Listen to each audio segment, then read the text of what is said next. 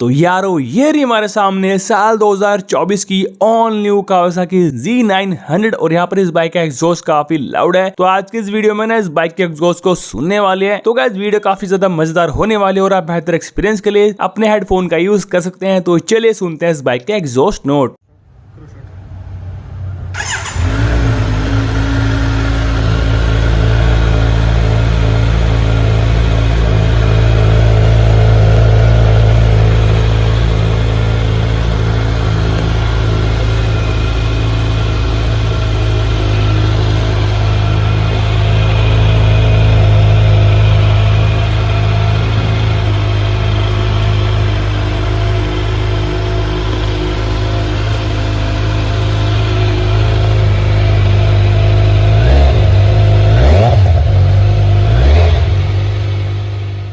तो गाइस आपको इस बाइक का एग्जॉस्ट नोट कैसा लगा प्लीज हमें कमेंट करके शेयर कीजिएगा। वीडियो अच्छी लगी तो वीडियो को लाइक कीजिएगा। तो चलिए मिलते हैं आपसे एक और नई वीडियो में नए टॉपिक के साथ, तब तक के लिए गुड बाय।